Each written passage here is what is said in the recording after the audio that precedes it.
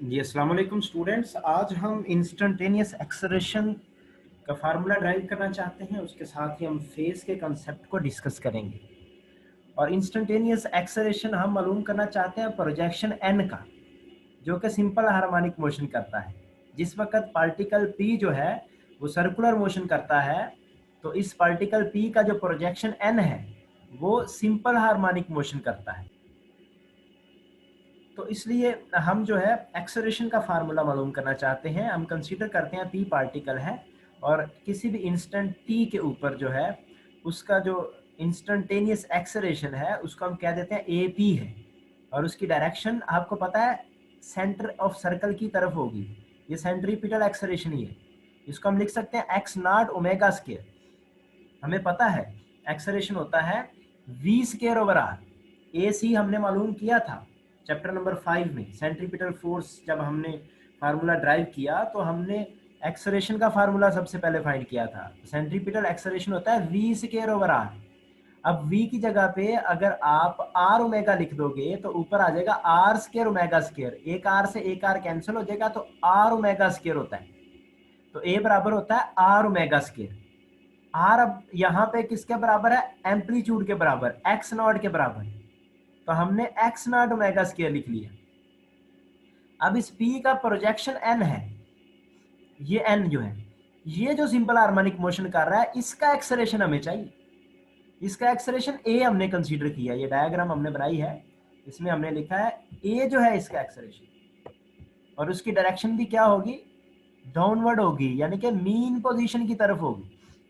ये x जो है इसकी डायरेक्शन अपवर्ड है और एक्सेलरेशन की डायरेक्शन डाउनवर्ड है।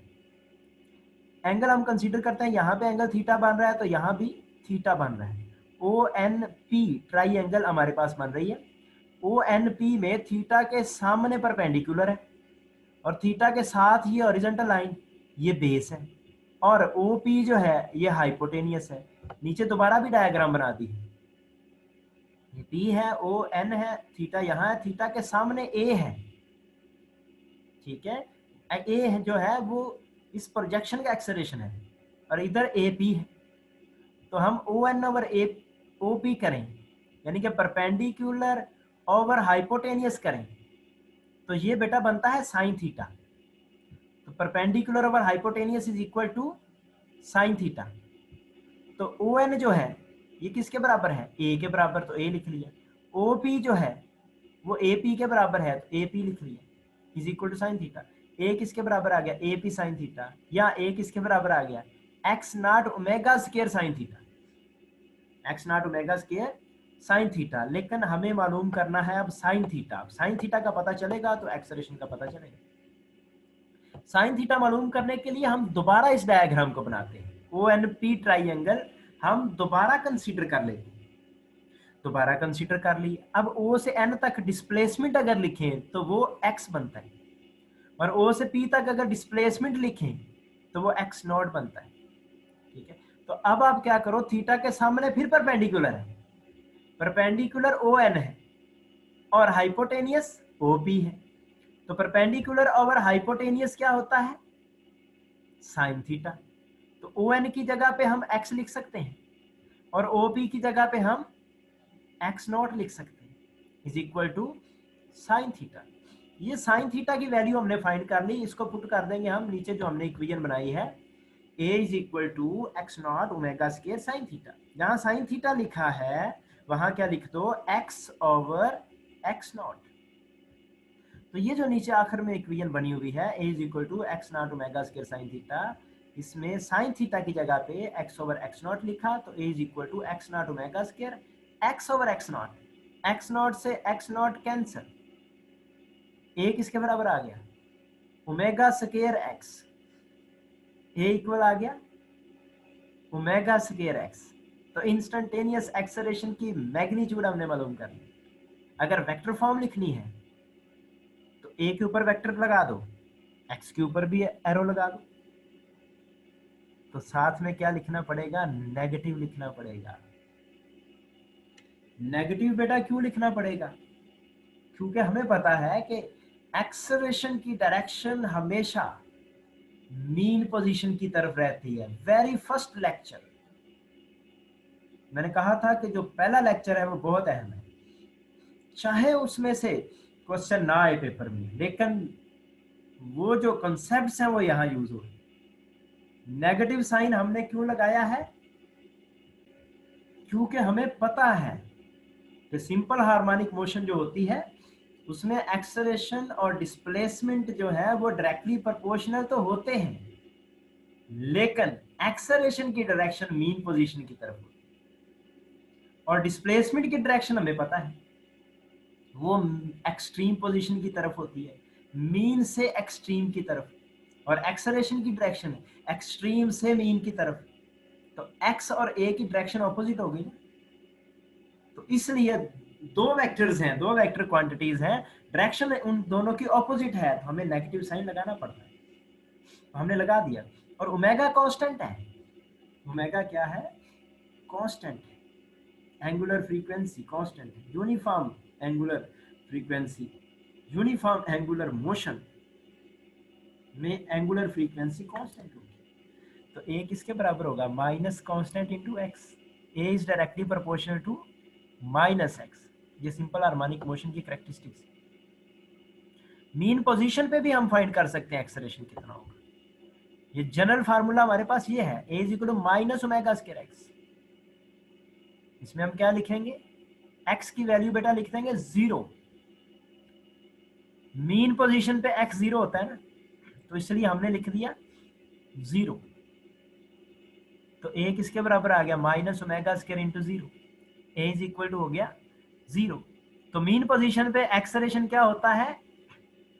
0 होता है। ऐसे ही एक्सट्रीम पोजीशन पे एक्सेलरेशन के मालूम करना है तो माइनस ओमेगा स्क्वायर एक्स है, तो एक्स की जगह पे क्या लिख दो? X not. एक्सट्रीम पोजीशन पे डिस्प्लेसमेंट जो है वो एम्पलीट्यूड के बराबर हो जाता है, तो मैक्सिमम आंसर आएगा। तो एक्सेलरेशन जो है वो मैक्सिमम होता है एक्सट्रीम पोजीशन। नेक्स्ट बेटा कॉन्सेप्ट है फेज का। फेज एंगल होता है the angle which specifies the displacement as well as the direction of motion of point executing simple harmonic motion. ये एंगल ही होता है theta which is equal to omega t. ये क्या बताता है? इंस्टेंटेनियस डिस्प्लेसमेंट कितना है उसकी वैल्यू बताता है, और साथ में क्या बताता है? डायरेक्शन ऑफ मोशन भी बताता है। तो फेज जो है काफी हेल्प करता है इस मोशन को स्टडी करने में, simple harmonic motion. It determines the state of motion of vibrating point. जो पॉइंट, जो पार्टिकल, जो सिस्टम वाइब्रेट कर रहा है, ऑसिलेट कर रहा है, सिंपल हार्मोनिक मोशन कर रहा है, उसकी स्टेट बताता है कि वो ऑब्जेक्ट किस पोजीशन पर है। उसके वो मीन पोजीशन पर है, वो एक्सट्रीम पर है, उसके दरमियान में कहीं है, वो एक एक्सट्रीम की तरफ जा रहा है, उससे वापस आ रहा है, या दूसरी एक्सट्रीम की तरफ जा रहा है, या वहां से वापस आ रहा है, तो पूरी स्टेट को डिस्क्राइब करता है। तो इसका नाम रखा हुआ है फेज एंगल या फेज। मोशन अगर स्टार्ट होती है ना मीन पोजीशन से बेटा, तो इनिशियल फेज हम कंसीडर करते हैं 0 है या पाई है, 0 या पाई। हमने वेव फॉर्म बनाई थी लास्ट टाइम, तो वेव फॉर्म जो हमने सीखी थी वहां पे हमें पता चलता है जब भी मीन पोजीशन से उस ऑब्जेक्ट ने पास करना है तो एंगल या तो 0 होगा या पाई होगा। और अगर मोशन स्टार्ट होती है एक्सट्रीम पोजीशन से, तो हम इनिशियल फेज कंसीडर कर सकते हैं π/2 या 3π/2। एक्सट्रीम पोजीशन के लिए फेज ये कंसीडर करते हैं। खैर हम थोड़ा इसको डिस्कस करते हैं। व्हेन इनिशियल फेज इज 0, हम कंसीडर करते हैं कि इनिशियली जो फाई की वैल्यू है वो क्या है? 0 है। इनिशियल फेज 0 है, तो तब क्या सिचुएशन होगी? मतलब ये है कि ये आपके पास सर्कुलर फॉर्म बनी हुई है, ये इसका ओरिजिन है। जब आपने मोशन को स्टडी करना शुरू किया तो ऑब्जेक्ट कहाँ पे था? मीन पोजीशन पे था। अगर मीन पोजीशन पे था तो तब हम कहते हैं उसका इनिशियल फेज क्या है? 0 है। यहां से फिर ऑब्जेक्ट गया यहां तक, पी आई से पी एफ तक, तो क्या हुआ, प्रोजेक्शन क्या कहाँ से गया, मीन पोजीशन से दूर जाना शुरू हो गया, डिस्प्लेसमेंट इंक्रीज होना शुरू हो गया। तो मोशन इस प्रोजेक्शन की अब स्टार्ट हुई है मीन पोजीशन से, अब पी एफ तक पहुंच गया फाइनल पॉइंट तक, और एंगल कितना बना, theta is equal to omega t. तो इनिशियल फेज जब जीरो होगा और मोशन स्टार्ट होगी मीन पोजीशन से, तो हम ये फार्मूला यूज करते हैं x is equal to x nought sine theta. यहां हम लिख सकते हैं x is equal to x nought sine omega t. तो ये जो formula x is equal to x nought sine theta, ये बेटा फार्मूला उस वक्त यूज करना है जब मोशन स्टार्ट हो, कहां से, मीन पोजीशन से। मीन पोजीशन से आप ऑब्जर्व करना आपने शुरू किया है, उस वक्त आप इस फार्मूले को यूज करोगे। यहाँ पे जीरो एंगल लिखोगे तो रिजल्ट जीरो आएगा, 90 एंगल लिखोगे, पाई बाई 2 लिखोगे तो मैक्सिमम आएगा, मतलब वो एक्सट्रीम तक चला गया। पाई पुट करोगे तो फिर जीरो आ जाएगा, साइन पाई जीरो होता है। 3 पाई बाई 2 पुट करोगे फिर मैक्सिमम आ जाएगा, माइनस एक्स नॉट आ जाएगा। तो ये मोशन पूरी इसकी आप डिस्क्राइब कर सकते, सिंपल हार्मोनिक मोशन जो हो रही है प्रोजेक्शन कर रहे हैं। लेकिन अगर हमने जब ऑब्जर्व करना शुरू किया तो वो मीन पोजीशन पे नहीं था प्रोजेक्शन, और ऑब्जेक्ट जो है वो O1 पोजीशन पे नहीं था, वो P1 यहाँ पे कहीं है, इनिशियल फेज फाई है। T जब जीरो था तब एंगल बन रहा था फाई, फिर T टाइम गुजरा, यहाँ जीरो था, यहाँ तक पहुंचते हुए T टाइम गुजरा, तो एंगल बना फिर आगे ओमेगा टी। ये ओमेगा टी बना, हमने तो इस हॉरिजॉन्टल एक्सिस के साथ एंगल लेना है ना, तो ये अब टोटल एंगल अब कितना हो गया, omega t plus five.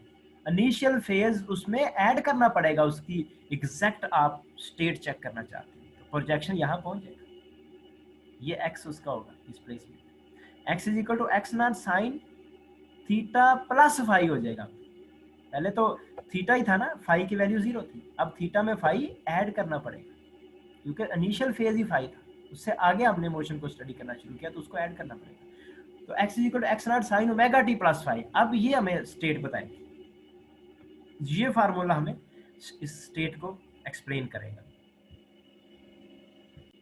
Next point है बेटा, व्हेन इनिशियल फेज इज 90, मतलब मोशन को आपने जब स्टडी करना शुरू किया तो ऑब्जेक्ट था एक्सट्रीम पोजीशन पे, तब पाई बाई 2 फेज होता है, 90 होता है इनिशियल फेज फाइव, 90 डिग्री। अब पी आई जो है इनिशियल ये है, यहाँ से पी तक ऑब्जेक्ट मूव किया है, तो अब यहाँ से पी आई से पी एफ तक जो एंगल बनेगा उसको लिखेंगे ओमेगा टी, लेकिन हमने तो हॉरिजॉन्टल के साथ इसको चेक करना, तो अब टोटल एंगल कितना हो जाएगा, 90 प्लस ओमेगा टी। अब फाई की वैल्यू क्या होगी, 90 डिग्री। तो अब मोशन को स्टडी करना है तो क्या फार्मूला होगा, डिस्प्लेसमेंट कैसे पता चलेगा, तो x is equal to x nought sine omega t plus 90। Sine जो है वो बन जाएगा कॉस, 90 जब आ जाए तो साइन क्या बन जाता है, कॉस बन जाता है, तो साइन बन जाएगा कॉस, कॉस ओमेगा टी। तो अब फार्मूला आ गया x is equal to x nought cos omega t, और ये फार्मूला उस वक्त हम यूज करेंगे जब मोशन स्टार्ट हो एक्सट्रीम पोजीशन से। और साइन कॉस कैसे बनता है, ये फार्मूला याद रखें आप, sine alpha plus beta, mathematics में बहुत यूज होता है।